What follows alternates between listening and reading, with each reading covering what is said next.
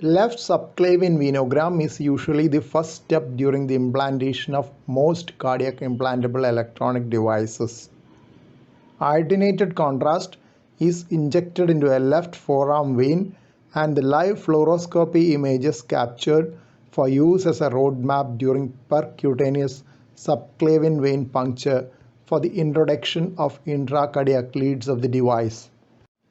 Patient position on the table is not changed after acquisition of the venogram, so that roadmap can be used for fluoroscopy guided subclavian vein puncture. Extrathoracic subclavian axillary vein puncture is very much facilitated by the venogram roadmap. Intrathoracic puncture is discouraged because of the chance of subclavian crush and long-term damage to the pacing leads. Intrathoracic subclavian puncture has also a risk of pneumothorax as an occasional complication. The venogram is also useful to exclude anomalies and occlusion of the venous system prior to puncture. In case the veins are not found to be suitable, procedure is switched to the opposite side. Once the subclavian puncture has been obtained, the right ventricular pacing lead can be introduced and screwed into the desired location. Screw-in to the interventricular septum is often preferred to an apical location. A steerable decapolar electrophysiology catheter introduced through a sheath is useful in guiding the sheath to the coronary sinus. Decapolar catheter can be removed once the sheath has been threaded well over it into the coronary sinus and seated well.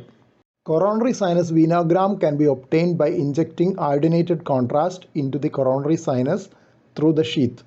Balloon occlusion of the proximal coronary sinus can improve the visualization of the coronary venous tree.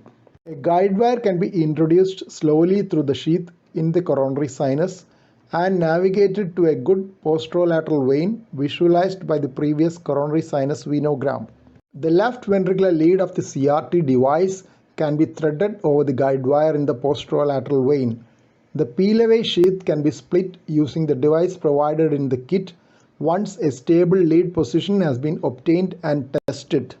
Atrial lead can be introduced and positioned in the right atrial appendage. Proximal ends of all leads are connected to the appropriate ports of the CRT device.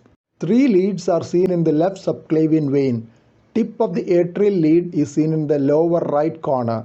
Redundant lead loops and the CRT device are seen in the left upper corner. Final picture after implantation of a CRT device showing both ventricular leads, atrial lead and a part of the device in the upper left corner of the image. Now some CRT implantation pearls. Screw-in lead for LV pacing can be used only if the sheath can be taken deep into the vein as it is not introduced over guide wire.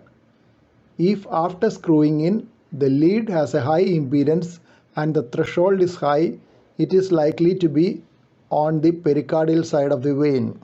It may be unscrewed and another position sought. Screw tip is only 1 mm and may not produce significant bleeding on unscrewing from the pericardial side. Screwing to the myocardial side typically shows ST elevation on the lead tip electrogram due to the injury current.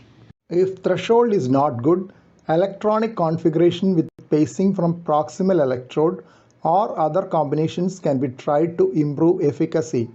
Issue with previous active fixation leads were that future removal or repositioning was not possible and they were also unipolar, preventing electronic configuration of pacing. Unlike in conventional pacing, where we want to minimize ventricular pacing, in CRT we want full biventricular pacing to occur. This may mean programming shorter AV delay to prevent intrinsic conduction. Inappropriately long AV delay can also cause a tendency for MR. Intra-atrial conduction delay due to atrial fibrosis can increase AV delay. Atrial septal pacing is useful in reducing intra-atrial conduction delay. Biatrial pacing is another option to synchronize the atrium. Drug therapy to slow AV conduction and prevent fusion is also useful to improve biventricular pacing in CRT. Echo-guided optimization of AV delay is also possible. Ritter's method. During VV delay optimization, In some cases, an LV offset causing pre-excitation of the LV may improve cardiac output.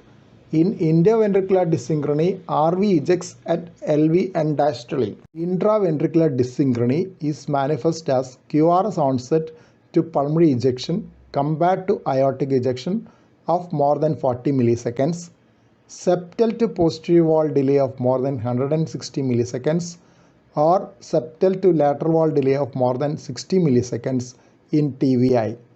3D synchronization is with color coding of early and late contracting segments, early as green and late as red. Maximum tracking rate has to be increased as heart failure status improves. This is for consistent pacing at higher rates needed during more activities permitted by better effort tolerance. Transient worsening of renal function may be seen after CRT implantation due to the long procedure time. This may also cause worsening of heart failure.